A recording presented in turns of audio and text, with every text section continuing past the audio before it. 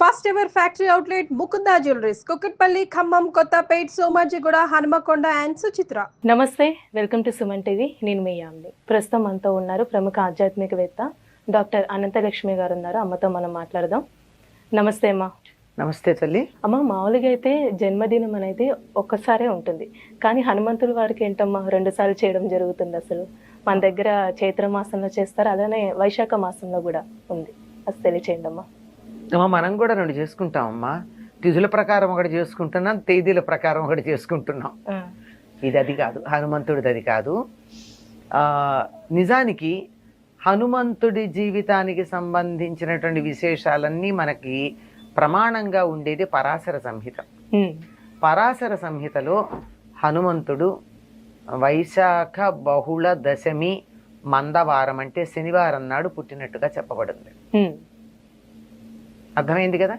వైశాఖ బహుళ దశమి అంటే కృష్ణపక్షం, పూర్ణిమ అయిన తర్వాత వచ్చేటటువంటి దశమి నాడు శనివారం నాడు ఆయన ఆవిర్భవించాడు అని చెప్తారు.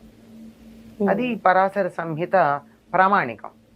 కానీ మనకి ఉత్తర దేశంలో చైత్ర తాకట్టులో ఉన్న బంగారాన్ని విడిపించి ఆ రోజు ఆన్లైన్ రేటుకే మేము కొంటాం. శర్మ గోల్డ్ కంపెనీ చేస్తారు కదమ్మా, అది తెలియక చాలా చేయడం మొదలు పెట్టారు. మొదట్లో చేసేవారు కాదు.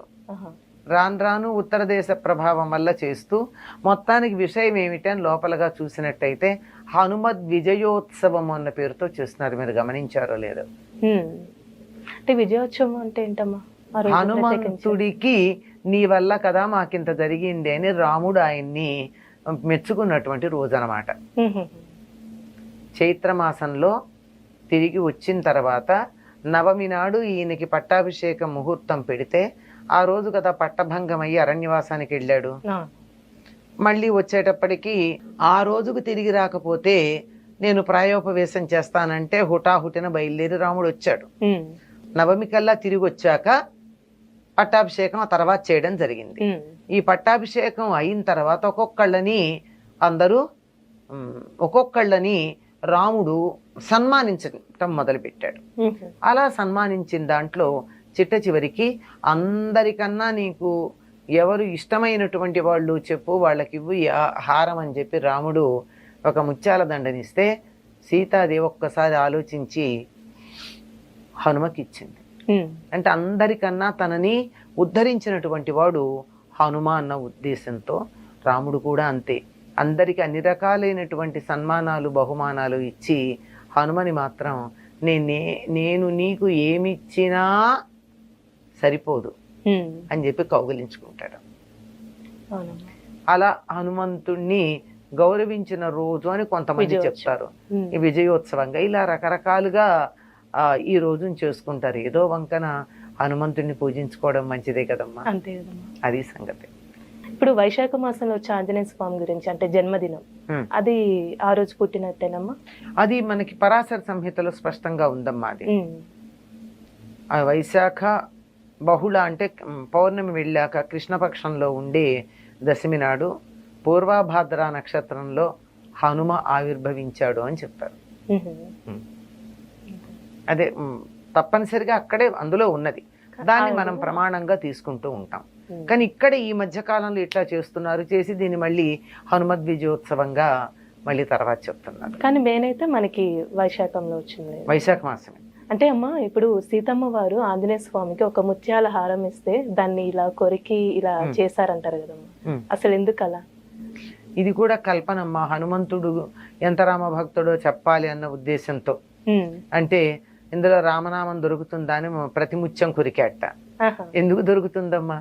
అంత తెలివి తక్కువవాడా? బుద్ధిమతాం వరిష్ఠ అని కదా హనుమంతుడి గురించి చెప్తారు. అంత బుద్ధిమంతుడు ముత్యాల్లో రామనామం ఉంటుందని కొరుకుతాడా? ఏదో కల్పన, ఆయనకున్న భక్తిని గురించి చూపించటానికి. అయితే ఏదన్నా పండిస్తే పండులో రామనామం ఉందా అని చెప్పి కొరికి చూస్తాడా? ఇట్లా కాదు. ఆయనకి హనుమంతుడికి వీటన్నిటికన్నా కూడా ముత్యాలు రత్నాలు మొదలైనటువంటి వాటికన్నా కూడా రాముడంటే ఇష్టం, రాముడిని అన్వేషిస్తూ ఉంటాడు అన్న భావన తెలియచెప్పడానికే తప్ప వేరే కాదమ్మా. అంతే, ఇది కల్పన.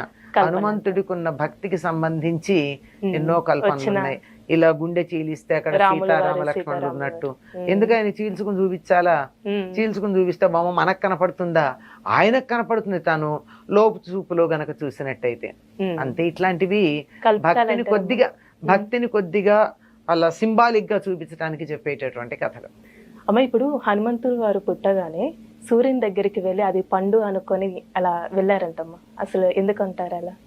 అది హనుమంతుడి యొక్క శక్తిని నిరూపించేటటువంటి, తెలియజెప్పేటటువంటి తీవృత్తం అమ్మ. పుట్టంగానే అలా ఆకలేసిందట. ఎదురుగా ఉదయిస్తున్న సూర్యుడు కనపడ్డాడు. కనపడంగానే ఆ పండు తిందాం అనుకుని బయలుదేరాడు. తీరా అక్కడికి వెళ్తూ ఉంటే ఆ రోజు పుట్టంగానే కదా, పుట్టిన తర్వాత అలా బయలుదేరి వెడితే ఈయన దశమి నాడు పుట్టాడు. 3 రోజులైంది.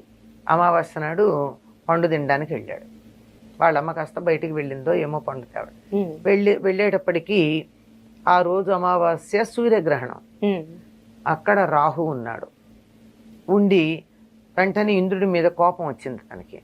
నాకు నువ్వు ప్రతి గ్రహణం ఉన్న సమయంలో నాకు ఆహారంగా ఇచ్చావు కదా సూర్యుడిని, మళ్ళీ ఇంకెవరికి ఇచ్చావు నువ్వు అని ఇంద్రుడితో దెబ్బలాడ్డానికి వెళ్ళాడు రాహు. అలా వెళ్ళంగానే వెంటనే ఇంద్రుడు బయలుదేరి వచ్చాడు. ఇదేమిటి, వీడెవడు నువ్వు రాహుని అడ్డుకున్నాడు అని. హనుమంతుడు అప్పుడు అక్కడి నుంచి వీడి మీదకి వచ్చేసాడు, ఇంద్రుడి మీదకి వచ్చాడు. ఇంద్రుడి మీద కాదు, ఇంద్రుడు ఎక్కిన ఐరావతం మీదకి వచ్చాడు. అంత దూరం పోయి పండు తినడం కన్నా సూర్యుడి కన్నా రాహు బాగున్నాడు. రాహు కన్నా ఐరావతం ఇంకా బాగుంది, దగ్గరగా ఉంది. ఇది ఐరావతాన్ని తిందామని వెళ్ళేటప్పటికి ఇంద్రుడికి కోపం వచ్చి వజ్రాయుధం వేశాడు. ఆ వజ్రాయుధానికి ఈయన దవడ పేలిపోయి మూర్ఛపోయాడు.